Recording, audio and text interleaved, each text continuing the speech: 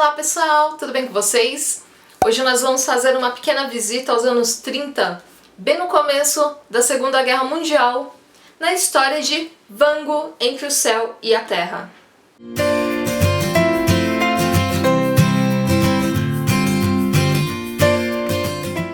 O livro Vango entre o céu e a terra é da editora Melhoramentos.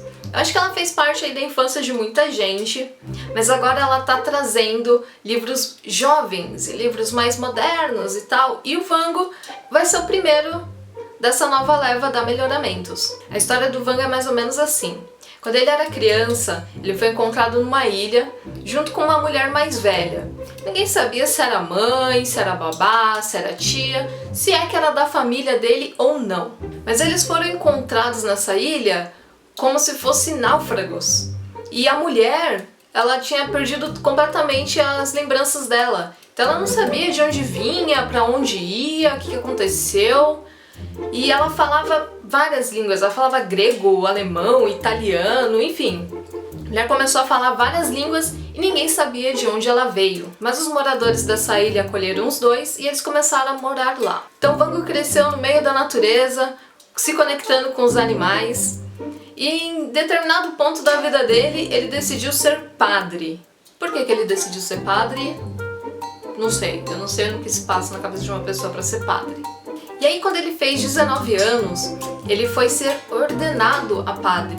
Só que bem no meio da ordenação começou a ter um tiroteio e o Vango fugiu. E aí ninguém entendeu por que ele fugiu e o porquê do tiroteio. E no final de tudo descobriram que estavam atrás do Vango. Mas por que estavam atrás do Vango? Ninguém sabe. Como ninguém sabia do passado do Vango, todo mundo ficou meio desconfiado, né? Por que tá atrás desse cara, mas a gente não sabe nada dele. E aí eles começam várias perseguições e o Vango entrando em várias aventuras, em vários países, em vários lugares, enfim, é uma loucura. O legal desse livro é que ele vai juntando a realidade com a ficção. Como eu disse, é nos anos 30, no começo da Segunda Guerra Mundial. E aí alguns elementos, assim, algumas pessoas históricas aparecem nesse livro. Aparece Stalin, aparece Hitler, aparece Hugo Eckner, um piloto de um dirigível, do Graf Zeppelin. E eu não sei como aquilo funcionava, mas eu fico impressionada ao ver as fotos do dirigível por dentro. Aqui no final do livro tem até uma parte que se chama A História Dentro da História. Ele conta mais ou menos o contexto histórico do que estava ocorrendo, como que eram as coisas na época, e uma lista de personagens que apareceram no Vango. E tem umas fotinhas aqui também. Olha a foto do dirigível.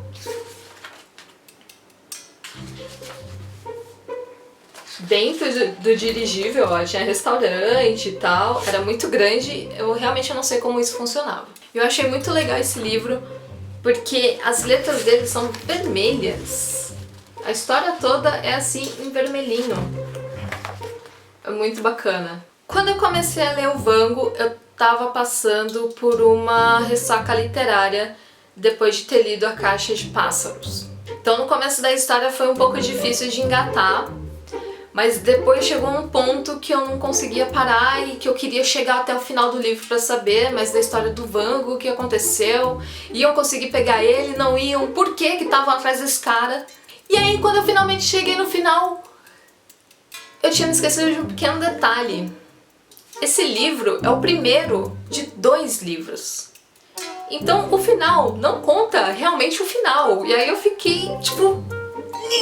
que saco! Mas eu infelizmente vou ter que esperar o segundo volume sair, né? Pacientemente. E eu até entendi eles terem divididos em 2 volumes, porque ele é bem grandinho.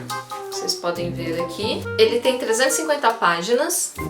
Então... se fizessem, né, 2 livros ia ficar um pouco grande demais.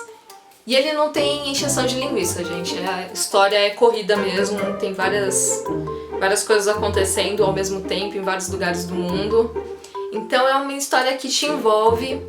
E é bem interessante essa coisa do contexto histórico, porque se não fosse por algumas coisas assim um pouco impossíveis, dá pra esquecer que é uma história de ficção. Uma coisa que eu achei assim um pouco impossível é que o Vango, ele sai escalando tudo. Ele escala a Torre Eiffel, ele escala montanhas, ele é tipo o pai do parkour. Nada impede, né? Mas fica um pouco forçado na história. Ele se safa várias vezes assim, por conta dessa habilidade de escalar tudo. Mas fora esse pequeno detalhe, eu gostei muito da história e tô bem ansiosa pra ver o segundo livro, né? Porque eu preciso saber o porquê raios estavam atrás do Vango, o porquê, se eles conseguiram de fato pegar o garoto. Que não é mais um garoto, né? Ele já é um adulto. Então, se você gosta de histórias com contexto histórico, principalmente da Segunda Guerra Mundial, leia Vango entre o Céu e a Terra, que a diversão é garantida. Gente, é muito, muito bom. E você fica realmente ansioso para saber o que acontece com esse carinha. Se você gostou desse vídeo, dê um like para me ajudar, compartilhe para o mundo, se inscreva no canal e até o próximo vídeo. Tchau, tchau!